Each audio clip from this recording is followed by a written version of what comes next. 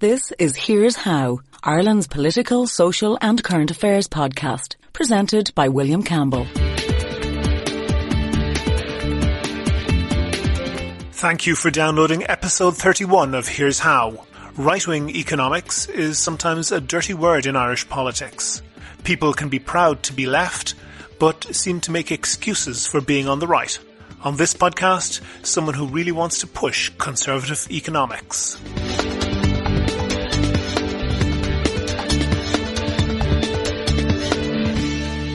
Here's How is Ireland's political, social and current affairs podcast. Make your view heard. Just dial 076 603 5060 and tell the world what you're thinking. Your voicemail may be included in the next podcast. You can find tips on recording your contribution and other ways to contact the show at here'show.ie/call. If you were listening, you'll know that I was interviewing party candidates in the run-up to the election. I interviewed candidates from People Before Profit, Renua, the Social Democrats and the Green Party, and the Independence Alliance. Then it came to the four big parties, Fine Gael, Fianna Fáil, Sinn Féin and Labour. I contacted all of their press offices. None of them said no, but none of them said yes either. They all promised to get back to me, but none of them did. But I didn't leave it there. I contacted other offices, party headquarters, Leinster House offices, and many individual candidates. In the case of all four parties, I sent requests to dozens of candidates from each party. I made it clear that I could record at a time to suit them, and that I could do an early morning or late night recording, and they could reach thousands of their voters. As you can hear, no luck. Now I know that they're busy canvassing, but so are the other candidates who I did interview, and smaller parties generally have far less resources. You can make of that what you will. Never miss a show. Follow at Here's How Podcast on Twitter and like Here's How on Facebook for updates on each show's contents. There's an earthquake creeping up on Irish politics. If you look at paddypower.com, by a wide margin, the most likely government after the election is a Fine Gael Fianna Fáil coalition. It's not surprising, looking at Adrian Kavanagh's analysis of the polls, and I'll put a link to all of these on the website. If you look at Adrian Kavanagh's analysis of the polls, it's clear that there are only two-party combinations that are close to a majority, that is, winning 79 seats or more between them. One of those combinations is Fine Gael and Sinn Féin. I don't think we need to waste any time talking about that prospect. The only other two-party combination is Fine Gael and Fianna Fáil. And that only tells half the story. Not only can no other two-party combination get a majority, there's no other three-party combination, and there isn't even likely to be a four-party combination that would get a majority other than those two. Any likely government other than a Fine Gael Fianna Fáil coalition would not only need to negotiate the demands and egos of many small parties and independents, it would also need to accommodate a breathtaking political spectrum, from Renua demanding huge tax cuts for the rich to Trotskyites demanding huge tax increases for the rich. In other words, any other likely government isn't that likely at all, as we heard from Breach Smith in the last podcast. Political nerds are getting excited at this prospect. It would be a huge shift. It would give the Dáil a clear left-right split along the continental model. It could well lead to the merger of Fine Gael and Fianna Fáil, the end of Punch and Judy politics. And that's possible, but what I'm interested in is what happens next. First up, it would create a huge political divide between Dublin and the rest of the country. We've never had a government that drew such little support from the capital. By Kavanagh's projections, just 14 of the government's 86 TDs would come from the capital. More than two-thirds of Dublin seats would be held by the opposition. Then what? There will be local elections in 2019. With the government more than 3 years into its term, it would be sure to be suffering from mid-term blues. And that would likely lead to a recovery for the Labour Party and a bonanza for Sinn Féin and the smaller parties in the capital. You can hear the slogans already. this government doesn't care about Dublin. Given the type of politicians in the government, it's likely that they couldn't resist pork barrelling their own constituencies, and this would for sure be noticed and resented in Dublin. There is already a significant political divide between Dublin and the rest of the country. Both Fianna Fáil and Fine Gael have declined in the capital much more than elsewhere. That trend is masked by the gene pool independents, counted as others in rural constituencies. The others in Dublin and the surrounding counties are much more ideological, with real differences of policy between them and the main parties, rather than a selection convention that went wrong. A hypothetical 2021 election could sharpen that urban-rural divide. We could be at the start of a major fracture in Irish politics. Do you agree? Do you disagree? If you want your point of view heard, dial 076 603 5060 and leave a contribution for the show. The lines are open 24/7 and you can find tips on how to record a good contribution and other ways to contact the podcast at here'show.ie/call. On the line now, I have Eamon Delaney. Eamon is a former diplomat, he's a journalist, and since October he's the director of the Hibernia Forum. What's the Hibernia Forum, Eamon? The Hibernia Forum is an advocacy group and think tank which is dedicated to principles of the free market, prudent public spending, kind of conservative ethos. We want to balance out the debate in Ireland, which we think has been more loaded towards the left, if you like, and trade union groups and those who think that the state is really the main vehicle for solving so many of the problems in society and in Irish economy. We think we need less government, less state, and principles of enterprise and free market values. Yeah. The Iona Institute have been wildly successful at getting media attention for a relatively small number of people on the what you might call the conservative, socially conservative issues. Are you trying to be the equivalent for fiscal conservatism? We are, exactly. You put it in a nutshell. We would love to emulate what the Iona have done. It's a different kind of dynamic, but we would believe that in the same way as the Iona believe that they have in touch with values that many people share but are not sufficiently voiced in the media or in the political culture, we believe that similarly we represent values that are common to many, many Irish people, and again are not given full representation in the media or the political discourse. So throw me out the top issue you think is undercovered. I think the feeling that not enough is done to support those who are working and not drawing, who are not in some way dependent on the welfare culture.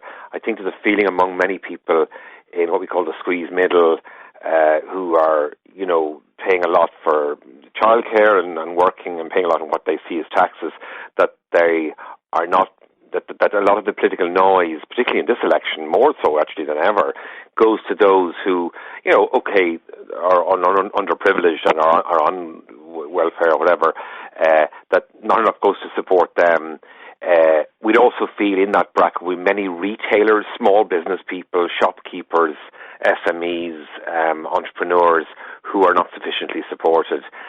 We mention the capital gains tax rates, the VAT rates. There's a long list of things that they feel that the constituency there that's not sufficiently represented. And I was talking to Brie Smith of People Before Profit and Milo Power of Renua. Brie Smith said she wanted more taxes at the higher end. Milo Smith acknowledged that the Renua's flat tax plan would give huge tax cuts to people earning six-figure salaries. Would it be fair to say you'd be closer to the latter than the former? Yes, but the flat tax is a kind of... We support it. We mentioned that at our launch actually in October in Buswell's Hotel. We actually unveiled our support for the flat tax. I have to be honest, me personally, and I have to speak personally as well as like professionally as being a director of the group, would feel it's too radical a move just in terms of logistics to get your head around. I prefer a more gradualist approach. Actually, the flat tax system, when properly applied, is fair to everyone. But it is true that those who make much more money can get to keep more of it. But that is just desserts. One calculation that was published recently was that somebody on €200,000 of gross annual salary would be better off by about €45,000 a year. That's an enormous tax cut. Yeah, That would have to be paid for by cuts in services. What services would you cut? Yeah, well, first of all, I wouldn't support that. I want to step back from the flat tax proposal, particularly as announced by Renewa. And in fact, our chairman, Cormac Lucy, wrote a Sunday Times article that was very critical of the Renewa flat tax plan. So just to step back from that, I would say cut services. You see, just to change the debate or maybe present it a different way, there is no doubt that the higher paid pay a huge amount of tax. The top 5% pay a colossal amount. So this is where I just differ entirely with People Before Profit, Joan Collins, and any other groups that you mentioned at the start of the question. This is a completely wrong idea that the rich get away with it. They don't. In fact, especially in Ireland, it's quite a progressive tax system. But the other thing is, if you talk about, if it was a case of cutting services, what we believe is actually happening is that when resources go into more public spending, they go into salaries. Be it nurses, guards, senior civil servants. So we would actually say restore services and cut salaries, or pensions or whatever. So, we actually think it's not a crude question of, cut resources to help the rich. It's quite the contrary, What exactly?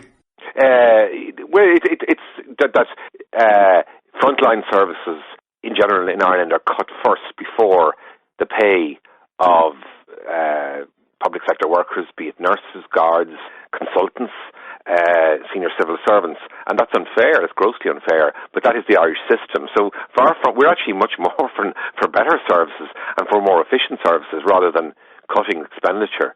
And anyway, expenditure is not the solution often to better services. We have the highest proportionally the highest health spending, I think, in the OECD and certainly in Europe. I mean, and you can look at the quality of our health service in response. So often throwing more money into services like the health service creates more of a problem and not less, If you wanted to save some money that could then fund tax cuts, there's plenty of money. For example, there's many billions spent on farm subsidies. Some of that, for example, $500,000 a year is paid to Larry Goodman alone in farm subsidies. That has to come ultimately out of taxes.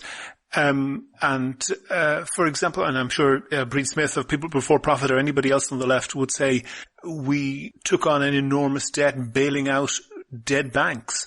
Why does that come after reducing spending on public services in the queue? Well, it shouldn't. I mean, we would argue that we've been tackled on this in terms of bank debt. We would argue that was wasted money. I mean, the banking system had to be rescued in some shape or form, but the blanket guarantee, the unwillingness to burn the bondholders, the acceptance of the EU directive not to do so, and the ECB directive was wrong. And in that, we would be in agreement with people on the left. And you're quite right. There's farm subsidies. There's lots of areas where large cuts can be made. One area which is never looked at is the overseas development aid budget, which is near enough to 700-800 million a year. And there's no political debate by left or right or any party around that. It's something that I certainly have pushed myself about. This is the 0.7% level of target for funding foreign aid. Ireland's an enormously wealthy country. We're in, if not in, then certainly very close to the top 10 most wealthy countries in the world. Do we really need to cut our taxes by cutting aid to places like Uganda? Well, maybe we could just. This is true, but we also had an economic crash, and we were bankrupt for a number of years. We're still borrowing huge amounts of money, so we're borrowing this money. This is quite literally first world problems. Yeah, but you give to Uganda, we'd have a major issue with giving to regimes which then spend, in the case of Uganda, 600 million on buying military aircraft in the year in 2013, 2014, I think. Well, targeting that aid differently might be a good idea, but it's an entirely different. Yeah, well, I can tell you that in in the downsizing that took place by European countries during the European recession of the last few years, Ireland per capita gives more now than Germany or France, and that is, or Britain indeed, and that is, it's very laudable and it's very impressive that it wasn't cut, but it would be an area that we would certainly think should be at least suspended or maybe cut back temporarily, for cutbacks considerably, given what we're spending. It's true that it's not our job to save and development these countries. Especially emergency aid is one thing and disaster relief, but this is not emergency aid. This is to pay for infrastructure and roads in countries where, like Ethiopia and Mozambique, they're actually doing okay. Isn't it ultimately, as part of the global community, in Ireland's enlightened self-interest to make sure that countries don't collapse into absolute poverty, which is very often associated with war and other civil disturbance? Yeah, it is, but is that enough of a reason to spend hundreds of millions? We wouldn't think so. Of course, one doesn't want to see the collapsing of countries or through war, famine, or whatever means. But I mean, Syria is a country that was quite prosperous, and look at the state of the Middle East now. It's not a reason we would think to keep giving Irish taxpayers money to large parts of Africa just to prevent it from going under. It wouldn't be a moral imperative. It's one thing to help people to save from starvation or from abject poverty, but that's not a good enough reason in our opinion. Neither is it the reason that Eamon Gilmore gave when he was tarnished, that it gives good credit to Ireland as a country, and people will think well of us and maybe even invest here. That just seems to be nonsense, actually. Well, I don't know if it's nonsense, but don't you think that maybe you're falling into a trap that people who promote free market economics, perhaps for the best of reasons, come across as little short of heartless when they say, to hell with building schools in desperately poor African countries, we can use that money to cut taxes? Well, I don't know why it's one or the other. It shouldn't be. You can do both. I mean, and most of the free market. No, you advocated suspending that aid. Oh, I see. Yeah. Well, yeah. Why should Ireland have to do the heavy lifting? Why don't other countries do it? Free people who are involved in aid or have been would argue that continuous, unlimited Western development aid to Africa has increased corruption, has reduced the entrepreneurial culture, has given a level of dependency that's actually sent Africa back. I mean, that's not just my argument, that's the argument of many, many critics. So, it's not a matter of being let me suggest why we should do it, because Ireland, from the 1970s onwards, got huge amounts of European money, of essentially development aid, which brought Ireland and before the 1970s, Ireland was not a whole lot better than many African countries are now. Oh, that's not exaggeration completely. No, it is. Nevertheless, Ireland was an enormous beneficiary of transfers of aid, which built up the infrastructure. Yeah, but that was a condition of membership of the European community. Not even the 70s, 1990s actually. Albert Reynolds secured the Delors Plan and funding massive investments. But that's still ongoing in Eastern Europe. That's part of the EU. That's a kind of part of a common economic and now security organisation. It's quite different to Ireland giving money to places that most Irish citizens could not be able to find on a map, like Malawi or Mozambique or wherever. I mean, in all due respects, that was part of a European condition.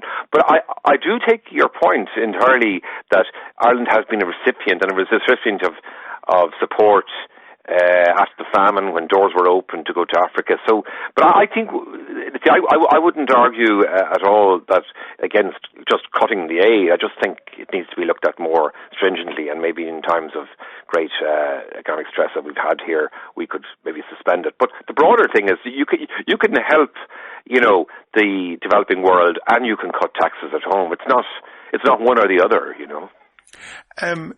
It's rare is the regime that has managed to do both successfully, but you do, and I was looking at your document that you have online. I'll put a link to it on the webpage for this podcast. But you list out some of the ways in which Ireland is essentially getting not very much for its buck in terms of public spending. Can you give me some of the examples that you think are most salient on that? Well, the health spending is the obvious one. I mean, it seems to be a situation where a kind of black hole of spending has been created in the early noughties, and it's got worse. And a lot of it has to do with the abolition of the various health boards and the creation of the HSE as a body which has too much bureaucracy, and more money seems to go into creating more bureaucracy as opposed to going to frontline services. We won't get bogged down in the health debate because there are many different aspects to it. At the very top, the consultants. Well, your graph that you have here is absolutely startling.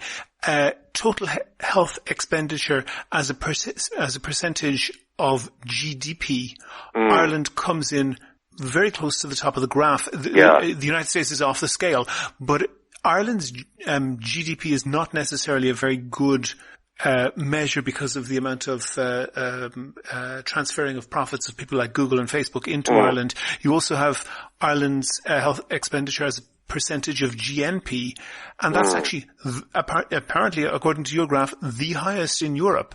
Higher than Denmark, Germany, Netherlands, France. Why are we getting such bad value? Well, I think, as you say, there's many aspects. I'll just give you one straight off. It got absolutely no coverage during the election. It was a Sunday Business Post cover story 2 weeks ago that we're paying among the highest drug costs in Europe. And despite promises by this government, Leo Varadkar, the minister, that would be addressed, we're still paying through the nose to pharmaceuticals for prescription drugs in the health service and privately and so on. So this is a vast amount of public spending. There's also the issues of the unions. The Liam Doran, as a nurses representative, may protest about the conditions, but in many ways his union contributes to it with the idea that in private hospitals, although a nurse can pull a bed or there can be one radiographer doing an X-ray. In public hospital, it has to be two radiographers, and the public hospitals have to employ orderlies to do so. So it creates another tier of workers and work practices. There's also the fact that the consultants are special interests, like the legal sector, which have been well protected in terms of what they can charge and how they can work. And it just seems there are many reasons for it. I don't know that it comes to a kind of perfect storm of poor spending and high spending, and maybe the creation of too many smaller hospitals rather than less hospitals which are more efficient and have better resourced. It's certainly not something that's going to be tackled overnight, but it is one area where we have not getting any kind of bang for our buck, as you put it. I hear what you're saying, and I think you're probably correct that there's a lot of very poor quality spending, that's to say, money being spent and not very good value being got for it. But that seems to benefit, you mentioned hospital consultants, lawyers possibly as well. And they would also be the sort of people who would benefit enormously from the type of tax cuts, even if you don't personally approve of the Renua tax cut plan. It's clear that the tax cuts that you're advocating would be very favourable to people who are earning, 100 to 200,000 euro a year. Can you understand that the people who are listening to that will think that what's going to happen if your suggestions were taken on board by politicians would be that the tax cuts would come through, but the reforms never would? This is which tax cuts are these? This is the flat tax. For example, a flat tax, or even if you don't go as far as a flat tax, but had big tax cuts for people on six-figure salaries. Those people who are paying those taxes are also the people who are benefiting from, let's say, very ineffective public sector spending, for example, on lawyers, on hospital consultants. Isn't there a danger that if your advice was heeded, then there'd be a big danger that the tax cuts will come through and the reforms never would? Well, absolutely. But remember, the tax cuts, we would see that as applying much more to people in the private sector. You see, we think the public sector is costed. And the lawyers will tell you they work in the private sector. But they're vested interests, so absolutely. No. See, we're for the free market. There's not insufficient competition around the legal sector. The legal reform bill was gutted. Now it's gone through, but with lots of amendments. So we're totally against cartels vested interests and monopolies as well, because we're for choice and for competition. Sure, and a party that you might have supported, the Progressive Democrats, said something that sounded very similar, that they wanted to break up the cartels and to cut people's taxes. They were far more successful on the tax cutting than they were on breaking up cartels. I know, yeah. I wondered why that was.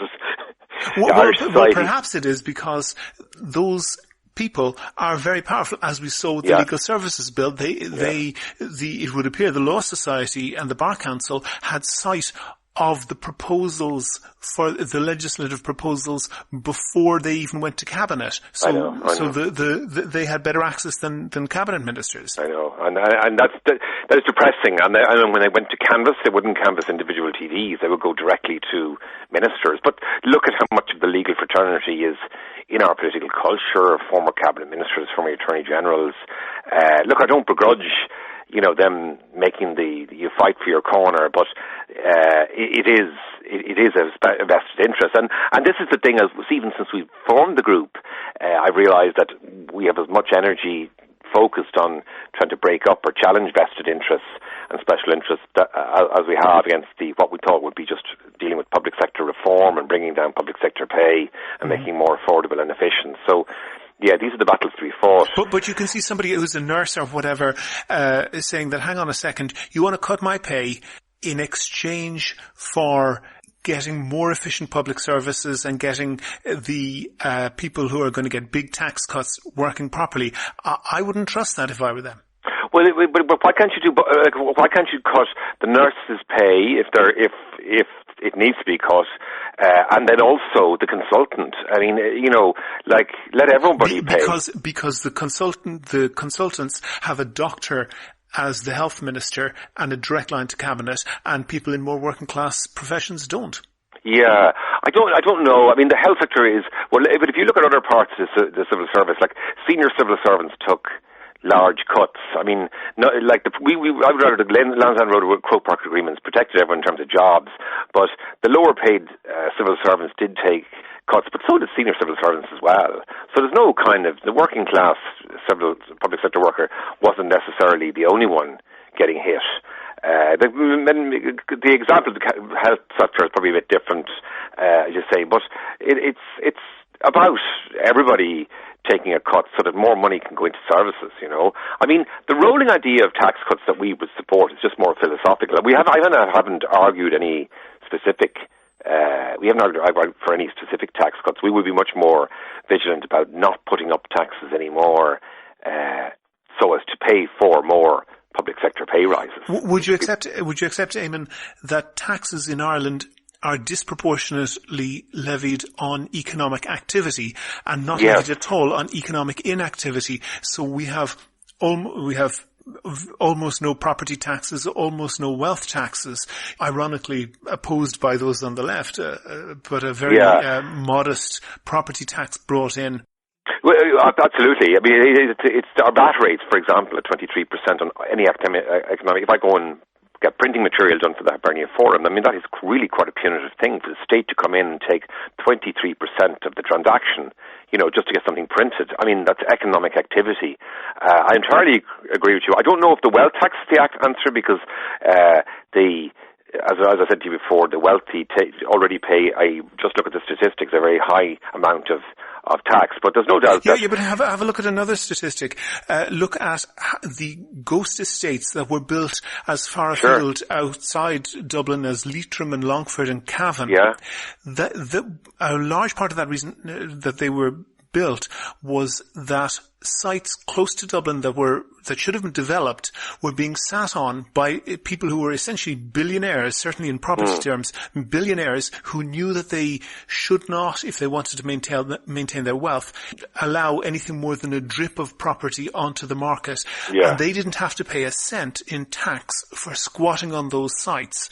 They could force people into either hugely long commutes or paying huge amounts of money for their property, far more than in any other European country. And there is nothing to stop them from blocking the development on those sites essentially indefinitely. People who cheer for income tax cuts seem to be an awful lot quieter when it comes to having significant property taxes. I'm not sure if they would be quieter. If I'll give you an example. Carl Dieter, who's come to join our group, actually, he's proposed a number of times that should be actually a tax or a levy on people squatting on land and not using it.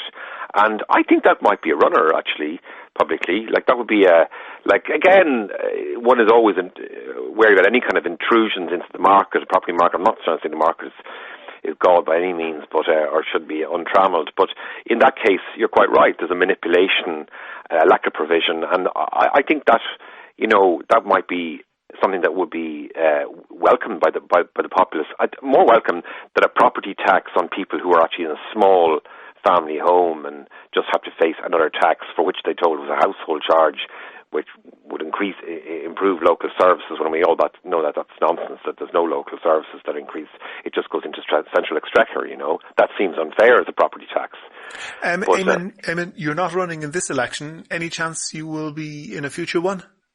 Well, I don't know. I mean, to be honest, because this election is confirming my worst fears, or our worst fears, about the need for an appeasement of every kind of popularity or populism. And the thing with the Hibernia Forum is, when you're not running for election, you can say what are unpalatable things or frank things. I've got a piece going to the newspaper tomorrow, actually, about Enda Kenny's comment about whingers being, in some respects, correct. So, having said that, there's no point in watching from the sidelines. So maybe next election we will put someone up, because it certainly needs to be someone articulating our side of the debate. That's what we would feel. Eamon Delaney, the director of the Hibernia Forum, thank you very much for talking to me. Thanks very much. Thanks very much. If you like the Here's How podcast, please rate and review the show on iTunes and other podcast providers. Share it on Facebook and Twitter. Tell your friends. But most of all, make your views heard. Call us on 076 603 5060. And that's almost the end of episode 31 of Here's How, Ireland's political, social and current affairs podcast, published on the 23rd of February 2016. If you can think of a topic, whether it's about the election or not, or if you want to suggest someone to include, and that could be yourself, then let me know. If you like the podcast, please go on iTunes and give it a rating or even write a nice review. Also, please like the show on Facebook. Please follow @Here'sHowPodcast on Twitter, and of course, subscribe to the show. You can use iTunes, Stitcher, TuneIn Radio, or any other podcast app or software. And you can do all of that or get in touch with the show right from www.here'show.ie. Or you could just tell anyone who knocks on your door how great the podcast is. The best of luck to anyone whose name is on a ballot paper. The next show will be uploaded shortly. The Here's How podcast is produced and presented by me, William Campbell. Thank you for listening.